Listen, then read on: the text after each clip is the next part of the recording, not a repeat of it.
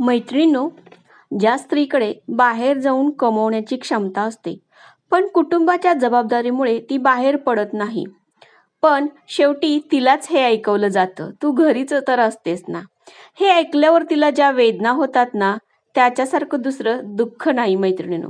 कारण बऱ्याच स्त्रिया अशा आहेत आपल्या या जगात, की ज्यांची क्षमता आहे त्या बाहेर जाऊन कमवत पण असतात. कमवण्याची क्षमता असते त्यांच्याकडे. त्या अगोदर कमवतही असतात लग्नाच्या अगोदर. पण लग्न झाल्यानंतर ना घरातील जबाबदाऱ्या, मुलांच्या जबाबदाऱ्या, घरातील काही वृद्ध व्यक्ती असतात त्यांच्या जबाबदाऱ्या, त्यामुळे ना तिला बाहेरचं जे ती जॉब करत असते ना तो सोडावा लागतो मैत्रिणीनं आणि घरातच पूर्ण लक्ष द्यावं लागतं. पण एवढं सगळं तिनं त्याग करूनही तिलाच कधी-कधी ऐकवलं जातं, "तू तर घरीच तर असतेस, तुला काय कळतंय बाहेरचं?" मग त्या स्त्रीच्या मनावर किती वेदना होत असतील, किती दुःख होत असेल, फक्त तीच स्त्री सांगू शकते. आपल्या आयुष्यात अनेक वेळा असं होतं की आपल्याला वाटतं कोणीतरी येईल आणि आपल्याला वाचवेल, समजून घेईल, साथ देईल. पण प्रत्येक वेळी तसं घडत नाही आणि हे वास्तव स्वीकारणं खूप महत्त्वाचं आहे. कारण ज्या क्षणी आपण समजतो की माझं आयुष्य मला स्वतःलाच हाताळायचं आहे, त्या क्षणी आपण खऱ्या अर्थाने मजबूत मजबूत होऊ लागतो. कधी-कधी स्वतःला सांभाळणं म्हणजे स्वतःला थोडा वेळ देणं असतंय. स्वतःला थोडा वेळ देणंही असतं. सतत धावत राहणे, काम करत राहणे, यामुळं काय होतं माहितीये का? मन थकून जातं. थोडा वेळ शांत बसणं, आवडती गोष्ट करणं, निसर्गात वेळ घालवणं, हे सगळं मनाला पुन्हा एक ऊर्जा देतं. पुन्हा एक नवीन ऊर्जा आपल्याला मिळते. नुसतीच धावपळ, नुसतंच काम करत राहिल्यानं मन आपलं कधी-कधी खरंच खूप थकतं. अशा वेळेस ना कधी-कधी शांत बसावं, एखादी आवडीची गोष्ट करावी, निसर्गात वेळ घालवावा. त्यामुळे आपल्याला एक नवीन ऊर्जा मिळते. तसेच बऱ्याच वेळा काय होतं, मर्यादा ठरवून घेणं खूप गरजेचं आहे. आपण काय करतो, घरातील प्रत्येकाला खुश ठेवण्याचा प्रयत्न आपण करत असतो आणि त्यामुळे आपण स्वतःलाच विसरतो. आणि मानसशास्त्र असं सांगतं, की स्वतःच्या गरजा ओळखणं आणि त्यांना प्राधान्य देणं हे मानसिक आरोग्यासाठी आवश्यक आहे. प्रत्येक वेळी मजबूत राहणं म्हणजे भावना दाबून ठेवणं नाही मैत्रिणींनो. कधी-कधी रडणं, दुःख व्यक्त करणं, एखाद्याकडे आपल्याला काही मदत हवी असेल तर मदत मागणं, हे सुद्धा स्वतःला सावरण्याचा एक भाग आहे.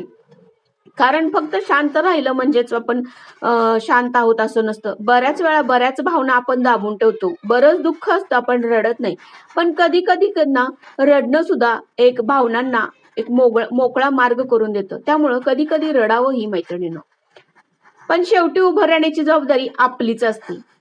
जीवनात कोणी कायमची साथ देत नाही. लोक येतात, जातात, परिस्थिती बदलती. त्यामुळे स्वतःशी मजबूत नातं तयार करणं खूप महत्वाचं आहे बरं का मैत्रिणींनो. कारण आपणच आपल्याला आधार देऊ शकतो. आपणच स्वतःला सावरू शकतो.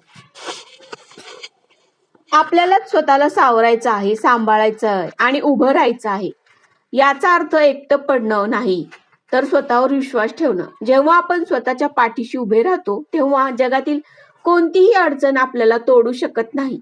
शेवटी आयुष्य हे परिपूर्ण कधीच नसतं गं. त्यात चढ उतार हा असतोच आणि तो येणारच.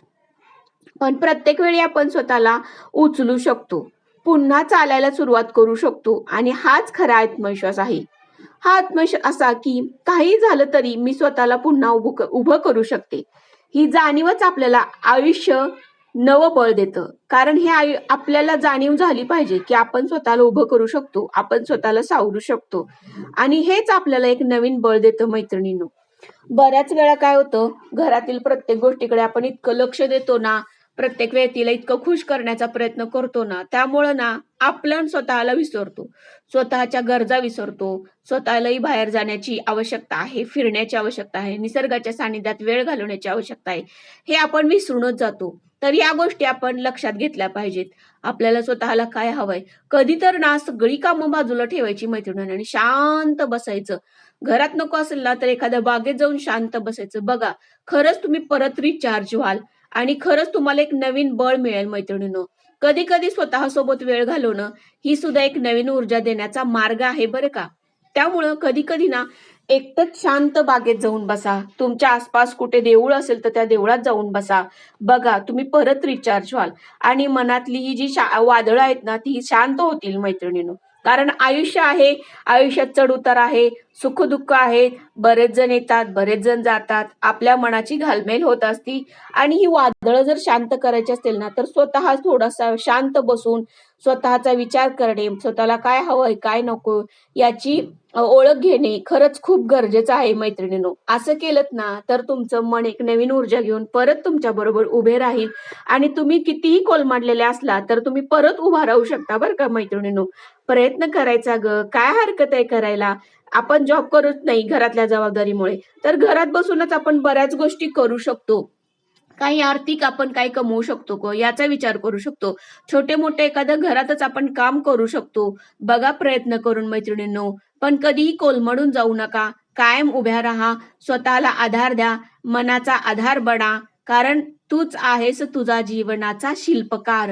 म्हणूनच मैत्रिणींनो, आपल्या मनातलं वादळ शांत करण्यासाठी कधी-कधी शांत बसणं आरोग्याला खरंच हितकारक आणि हा एक उत्तम उपाय आहे.